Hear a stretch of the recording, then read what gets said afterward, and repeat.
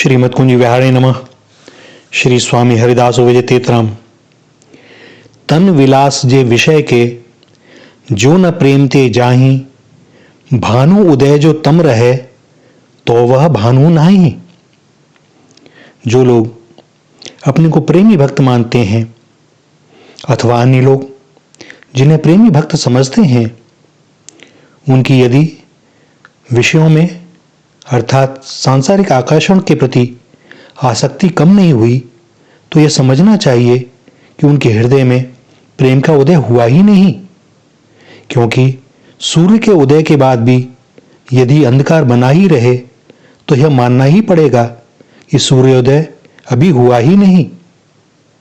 श्री हरि प्रेमी हृदय या तो पूर्व संस्कारों के बल से मिलता है या रसिकों के संग कृपा से। श्री ध्रुवदास जी कहते हैं कि यह रस किसी साधन द्वारा प्राप्त नहीं होता, केवल श्री वृंदावन स्वामिनी श्री किशोरी जी की कृपा से मिलता है।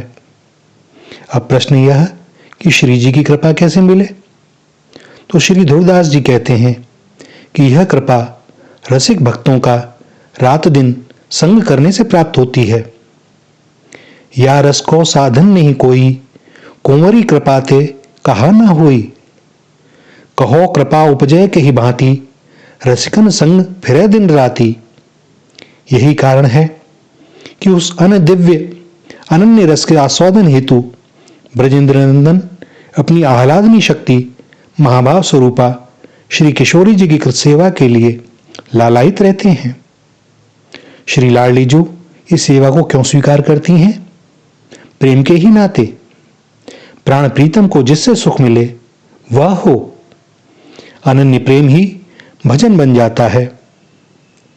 अहो लड़ैती इतनी मोपे कृपा करो बलि जाऊं, जागत सोवत रटो निरंतर राधा राधा गाऊं।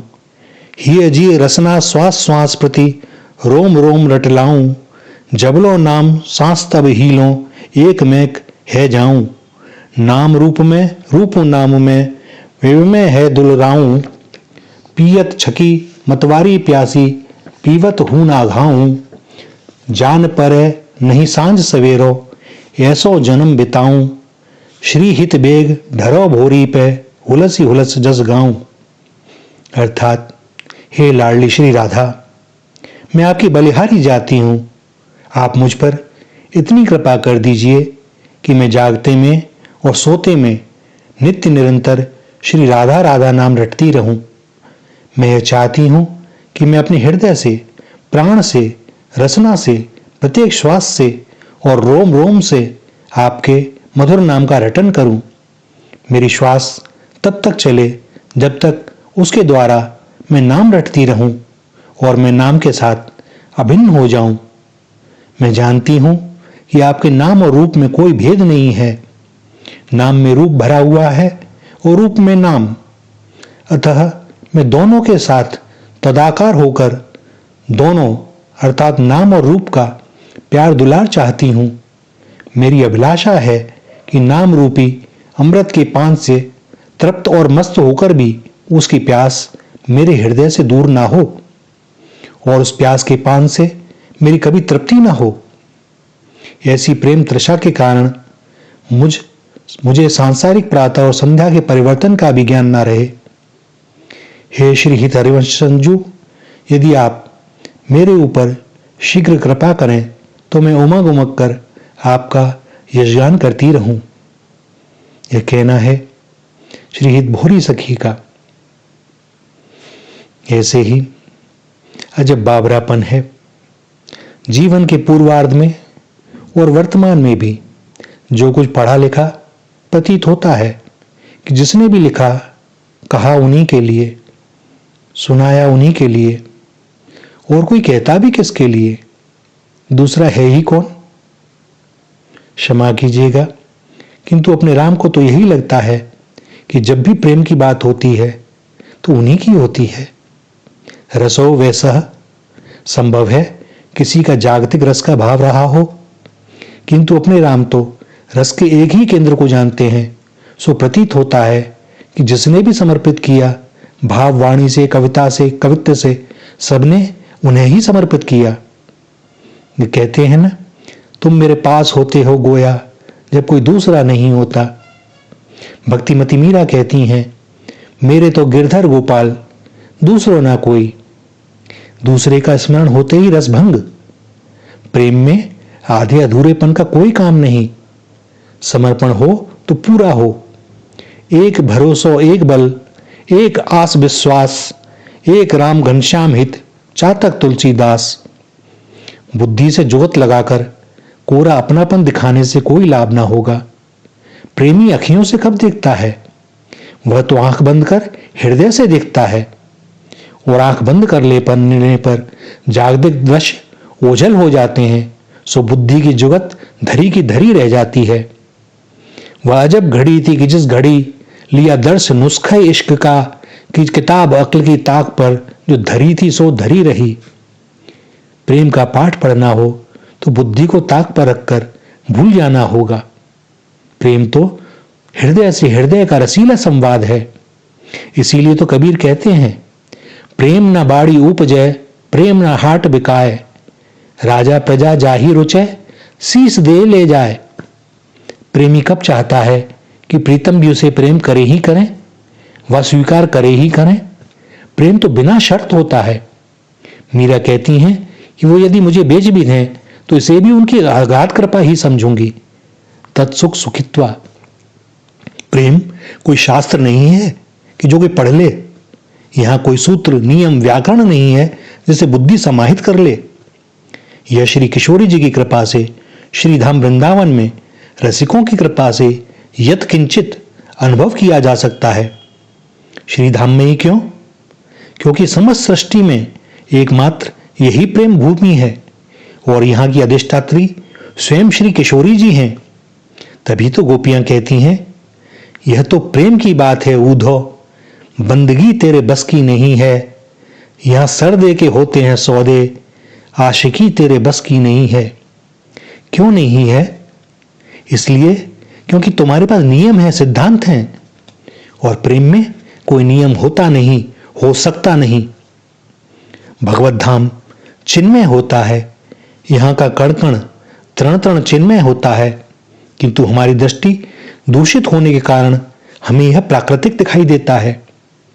जो संत रसिक प्राकृतिक जगत से उठकर भाव जगत में प्रवेश कर चुके हैं, उन्हें धाम तथा धाम की प्रत्येक वस्तु चिन्मय ही दिखाई देती है। अब प्रश्न यह है कि हमारी दृष्टि का सुधार कैसे हो ताकि हमें भी वह चिन्मय रूप में दिखाई दे। तो सर्वोत्तम धाम का जैसा स्वरूप शास्त्रों में और संतों ने बताया है, उसके अनुरूप ही चिंतन करें, और चिंतन में भी वह स्वरूप ना दिखाई दे तो प्रभु से प्रार्थना करें, हे नाथ, हे अशरण शरण, हे दयामय, हे प्राणाधार, हे जीवन धन, मुझ अबोध अधम को अपना वास्तविक स्वरूप दिखलावें, अन्यथा मुझसे प्रतिक्षण अपराध बनते ही रहेंगे और मैं आपके अति समीप रहते हुए भी भटक जाऊंगा। हे मेरे जीवन सर्वस्व, अपने इस अधम बालक को अपना लीजिए।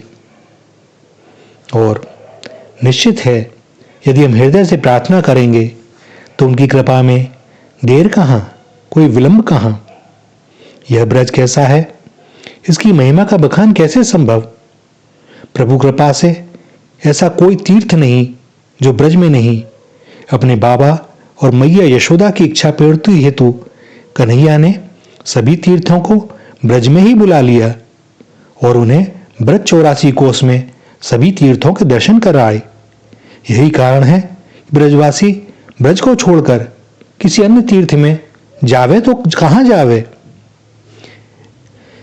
इसीलिए संतजन कहते हैं, ब्रजवासी भी, एक बार अयोध्या जाओ, 2 बार द्वारिका, 3 बार जाके त्रिवेणी में नहाओगे, 4 बार चित्रकूट, 9 बार नासिक, बार बार जाके बद्रीनाथ घूम आओगे, कोटि बार काशी केदारनाथ रामेश्वर, गया जगन्नाथ, चाहे जहां जाओगे, होंगे प्रत्यक्ष जहां दर्श श्याम श्यामा के, वृंदावन सा कहीं आनंद नहीं पाओगे, वृंदावन सा कहीं आनंद नहीं पाओगे। इसका अर्थ यह नहीं है कि इन तीर्थों की महत्ता नहीं है। वास्तव में यह तीर्थ भी इतने ही सम्मानीय हैं, किंतु ये तो ब्रजवासियों का प्रेम है कि उन्हें ऐसा लगता है, अर्थात उनके लिए सारे तीर्थ ब्रज के ही अंदर हैं, सो वह इन सभी तीर्थों का दर्शन कर पाते हैं। ऐसे ही इस दास को भी प्रतीत होता है कि हे स्वामिनी जी, बस यहीं पड़ा रहूं, कभी गिरिराज गोवर्धन की तलहटी में, कभी राधा कुंड और श्याम कुंड के मध्य, कभी श्री लाडली जी के बरसाने और कभी कन्हैया के नंदगांव, कभी गोकुल, कभी मानसरोवर, बिहारवन, गहवरवन, मोरकुटी, सांकरी खोर, चरण पहाड़ी, कुंज निकुंजों में, यमुना पुलिन पर, वृंदावन की कुंज गलियों में विचरता रहूं। श्री किशोरी जी की कृपा से जिह्वा पर, अंतर में राधे राधे का उच्चारण हो रहा हो, कभी विरह में आर्तनाद हो तो कभी खिलखिलाकर अट्टहास हो, नेत्रों के सामने श्री युगल किशोर की लीलाएं चल रही हों, यमुना पुलिन पर कभी उन्हें खेलते देखूं तो कभी कुंजों में श्री जी का पुष्पों से श्रृंगार करते, कभी अपने प्राणधन की मोहन की अमृतमयी लीलाओं को निहारूं तो कभी श्री जी के श्री चरणों में बैठे नंदनंदन को मनुहार करते देखूं। यह देखते देखते दृष्टि ऐसी हो जाए कि एक श्री युगल किशोर के अतिरिक्त इस संसार में कुछ भी न दिखाई दे। ब्रज हो, ब्रजवासी हो, प्रिय वृंदावन हो और श्री युगल किशोर, और क्या चाहूं, क्या मांगूं। हे स्वामिनी, मुझे वृंदावन बसाया, यह कृपा नहीं तो क्या है। चरणों में चित्त लगाया, यह कृपा नहीं तो क्या है। वृंदावन में लता पताओं, पशु पक्षियों के रूप में बड़े बड़े योगी मुनींद्र श्री हरि के कृपा पात्र लीलाओं में सहायक परिकर के रूप में ही तो उपस्थित हैं। यहाँ के कीट पतंगे भी साधारण नहीं है। न जाने कितने जन्मों की तपस्या श्री किशोरी जी की कृपा से फलीभूत हुई है, किंतु कोई बिरला विरह प्रेमी रसिक भक्त ही इसे श्री जी की कृपा से देख और अनुभव कर सकता है। असाधारण को तो असाधारण ही देख पाएगा ना। वृंदावन के वृक्ष को मरम न जाने कोय, डार डार और पात पात श्री राधे राधे होए। श्री वृंदावन का मर्म श्री किशोरी जी की कृपा के बिना और श्री वृंदावन वास के बिना शब्दों के द्वारा समझना असंभव है। यह तो अनुभूति का शास्त्र है। अश्रुपूरित नयन, करुण कंठ और प्रेम विव्वल हृदय रसिकाचार्यों की श्री चरण रज के सेवन के द्वारा ही श्री किशोरी जी की कृपा से इसका ज्ञान प्राप्त हो सकता है। सो ब्रज रस की प्राप्तता के लिए स्वामिनी जी से प्रार्थना करनी चाहिए। सारे तीर्थों के भाव फल एक और, किंतु ब्रज अतुलनीय। ब्रज धरा का तीर्थ नहीं है, यह तो साक्षात गोलोक की प्रतिकृति है। यहाँ की बात अलग, तीन लोक से न्यारी। सुपात्रता के लिए श्रीजू से प्रार्थना की बात कही। शेरनी का दूध स्वर्ण पात्र में ही टिक सकता है। वो कहते हैं ना कि मोहब्बत के लिए कुछ खास दिल मखसूस होते हैं। ये वो नगमा है जो हर साज पर गाया नहीं जाता। क्यों? क्योंकि ब्रज भाव, ब्रज रज, ब्रज रस मुक्ति से ऊपर की बात है। मुक्ति कहे गोपाल सो, मेरी मुक्ति दो बताए, और ब्रज रज उड़ मस्तक लगे, मुक्ति मुक्ति हो जाए। यह ब्रज रज है जो मुक्ति को भी मुक्त कर देती है। सो इसकी महिमा का बखान कहाँ संभव है? क्यों संभव नहीं है? क्योंकि ब्रज की अधिष्ठात्री मेरी स्वामिनी श्री राधा किशोरी जी हैं।